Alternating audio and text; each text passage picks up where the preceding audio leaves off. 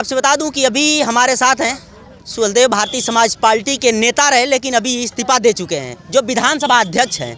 तो आइए इनसे हम जानते हैं कि क्या वजह रही कि ओम प्रकाश राजभर से दूरी बनानी पड़ी। तो सर, क्या नाम है आपका? जी बहुत बहुत धन्यवाद। मेरा नाम छोटेलाल राजभर है जी। मैं अभी सोसपा राष्ट्रवादी का राष्ट्रीय संगठन मंत्री हूँ। पूर्व में मैं भाजपा का विधानसभा अध्यक्ष फेफना रहा 2017-18 में। मेरी मजबूरी उनके साथ न रहने की यही रही कि वो किसी की बात सुनने वाले नहीं हैं। मैंने अपने विधानसभा अध्यक्ष कार्यकाल में चुनाव लड़ाए, जिला पंचायत का और नगर पंचायत का। जहां हम जिस प्रत्याशी को बोलते थे कि आप इनको टिकट दीजिए, तो वो वहां उल्टा काम करते थे। कमरे में बंद करके हम लोगों को अलग करके और डील करते थे। तो मैंने उनकी इन डील को और इन कमी को देखते हुए हमने उस पार्टी को त्याग दे दिया। क्योंकि हम भी राजनीति करते हैं तो कहीं ना कहीं यह हमारी भी लालसा है कि हमें भी कहीं चुनाव लड़ना है। अगर हमारी चुनाव लड़ने की जब बात आएगी और कमरे में बंद करके हमारा भी टिकट काट दिया जाएगा, तो हम ऐसी पार्टी में रहना पसंद नहीं करते। तो क्या सोसपा राष्ट्रवादी पार्टी को ज्वाइन करने के बाद उम्मीद है कि आपको बाबूलाल राजभर जी चुनाव सही जगह पे लड़ाएंगे? जी बिल्कुल उम्मीद है।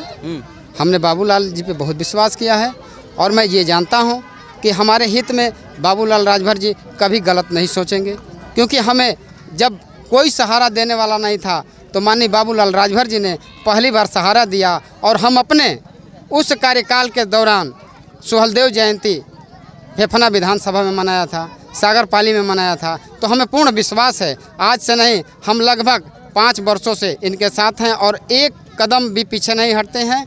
हमारे हर सुख और दुख में हमेशा खड़े रहते हैं। तो मुझे पूर्ण विश्वास है कि मुझे ये चुनाव लड़ाएंगे और अच्छी तरीके से लड़ाएंगे, तन मन धन से लड़ाएंगे। चलिए ठीक है। चलिए आपसे बता दूं कि अभी जो सोसपा राष्ट्रवादी पार्टी है, इसमें मात्र शक्ति बहुत ज़्यादा है। तो हमारे साथ महिला हैं, इनसे भी हम जानने की कोशिश करेंगे। क्या नाम है आपका मैम? देखिए, जय सुहलदेव में सुमित्रा राजभर। मैं ये कहना चाहती हूँ कि इन्होंने शुरू किया था छोटे से गांव से निकल के बाबूलाल भाई आए और जा कर के इन्होंने, क्योंकि इन्होंने देखा हुआ है मजबूरियाँ, देखा हुआ है कि मजबूरी में महिलाओं को किस तरह से रहना पड़ता है। इसलिए इन्होंने, जो हमारी बहनें हैं, हर समाज की बहन बेटियों को इन्होंने गांव-गांव में जाकर के सिलाई के लिए, कढ़ाई के लिए, बुनाई के लिए इन्होंने जाके जागरूक किया। और हर गांव में इन्होंने सिलाई सेंटर खोला हुआ है। वहां उस गांव में टीचर देख के जो बढ़िया हैं उनको ले करके और निःशुल्क ये सिलाई सिखाते हैं और उनको सर्टिफिकेट भी देते हैं कि वो बहनें जा कर के अपने लिए अपने पैरों पे खड़ा हो कर के, जो हमारी मातृशक्ति है, बहनें हैं, वो आगे बढ़ें और इस तरह से एक करके ग्रोथ कर रहे हैं। आज के डेट में जो बात है कि कहते हैं आप लोग अभी कह रहे थे कि आपने कैसे कहा कि भी ये छोटे से निकल कर के आकर के बहुत सताए हुए, जो आपने जिनका नाम ले रहे हैं, नाम तो क्या सबको उन्होंने नेता बनाने चले थे, नाम तो नहीं लेंगे,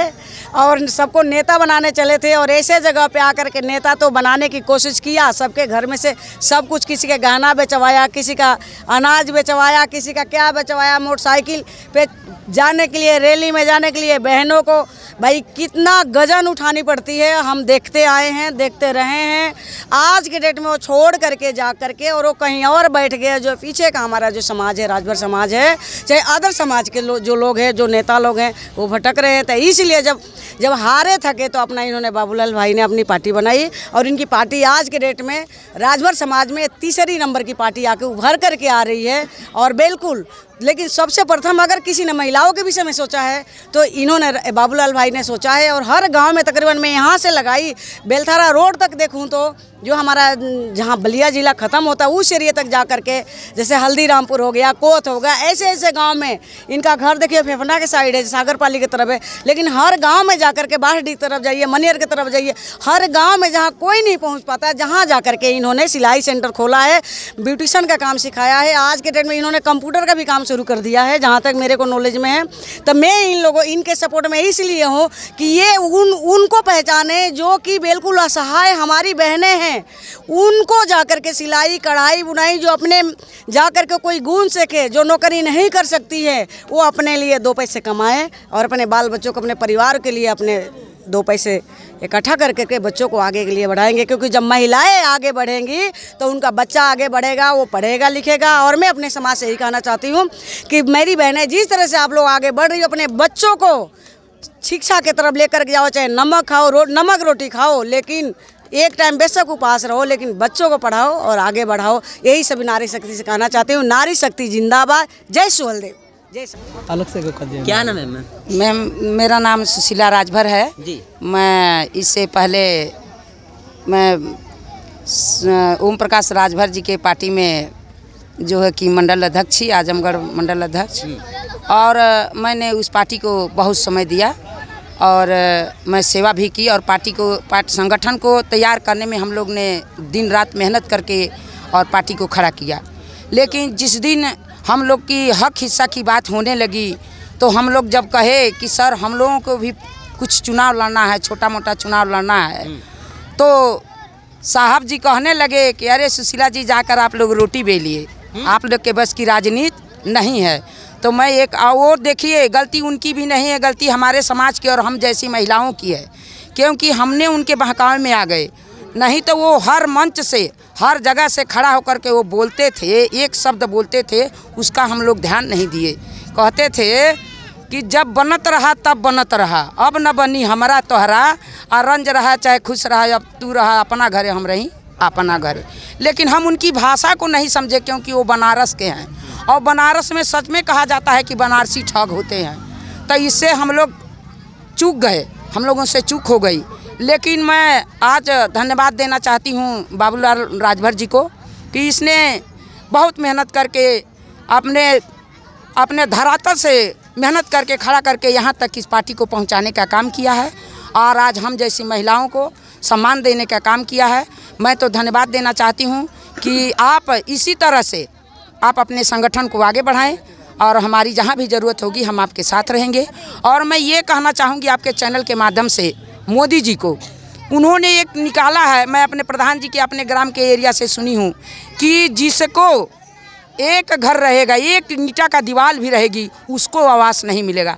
मैं कहती हूँ कि हमारे राजभर समाज के या चाहे जितने भी हमारे दबे कुचले समाज के लोग हैं, बहुत सारे लोग हैं जिनको 1 कट्ठा 2 कट्ठा ज़मीन है, उसमें 10 भाई रहते हैं और उसमें एक ही घर है, उसी में रहते हैं और उनको आवास नहीं मिलेगा। तो मैं ये कहना चाहूँगी आप ऐसा भी नियम निकाल दीजिए कि वही लोग आपको वोट देंगे जो उसके काबिल हैं, बाकी बात आप लोग को वोट नहीं देंगे। ये भी एक कानून आप निकालिए। और रह गई समाज की बात, हमारे आरक्षण की बात, हमें कुछ नहीं चाहिए। हमारे मंत्री जी कहते थे कि हम आपको डीएम, दरोगा, एसपी, कलेक्टर बना देंगे। अरे कैसे बना देंगे? हमारा समाज ऐसा है कि रात दिन 200 रुपया कमाएंगे, शाम को 100 रुपया पीकर 100 रुपया अपने पत्नी को देंगे, उसमें वो बच्ची अपना घर चलाएगी, खाएगी, ना बच्चों को पढ़ाएगी। जब हमारे बच्चे पढ़ेंगे लिखेंगे नहीं तो हमारे बच्चे आगे कैसे बढ़ेंगे? इससे पहले मैं चाहूँगी कि हमारी बहन ने एक आवाज़ उठाई कि शराब बंद होना चाहिए, तो होना चाहिए, मैं भी इसमें शामिल हूँ। और मैं ये कहना चाहूँगी मोदी जी से कि आप तो कहते हैं कि नहीं महिलाएं सुरक्षित हैं, तो कहाँ सुरक्षित हैं आप बताइए? कहीं नहीं सुरक्षित हैं। मैं कहती हूँ कि इस भाजपा सरकार में, चाहे केंद्र में मोदी जी हों और प्रदेश में जोगी जी हों, इससे ज़्यादा कहीं भी कोई भी पार्टी में ऐसा ज़्यादा कानून का उल्लंघन कहीं नहीं हुआ है। आज यदि हमको यदि शोषित किया जाता है, प्रताड़ित किया जा रहा है हमारे समाज को, तो इसी पार्टी में हो रहा है, इन्हीं के सरकार में हो रहा है और हमारे मंत्री जी के चलते हो रहा है। क्योंकि ऐसा मंत्री हमें नहीं चाहिए। अरे आपको तो इस्तीफा दे देना चाहिए। वो पैसे के लालची हैं, वो अपने पैसे के लिए स्वार्थवश गए हैं, नहीं तो उनको तो इस्तीफा दे देना चाहिए। आप कहते थे कि मैं गांधी जी की तरह मैं कभी चुनाव नहीं लड़ूंगा, जीवन चुनाव नहीं लड़ूंगा। आप चुनाव भी लड़े, मंत्री भी बने, जहां जाते हैं वहीं थूकते हैं, वहीं चाटने का काम करते हैं। ऐसे मंत्री की हमें ज़रूरत नहीं है। हमें ज़रूरत है बाबूलाल राजभर जैसे नेताओं की, जो हम जैसे गरीबों की, माताएं और बहनों की, औरतों की बात सुने और हमारे हक और हिस्से की बात करते हैं। अभी आप कहिए कि जो भारतीय जनता पार्टी की सरकार है जी, हमेशा ठगने का काम करती है जी। लेकिन हर जगह पे भारतीय जनता पार्टी की सरकार बनती हुई नजर आ रही है। दिल्ली में देख लिया जाए, मिल्कीपुर में देख लिया जाए, तो दोनों जगह पे भारतीय जनता पार्टी की सरकार इस समय बनी। मैं ये कहना चाहूँगी कि आप ये देख नहीं रहे हैं कि रात दिन हिंदू मुसलमान इनके पास मुद्दा नहीं है।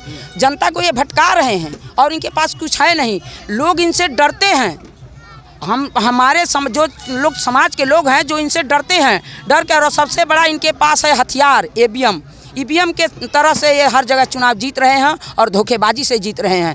नहीं तो समाज के लोग इनके साथ नहीं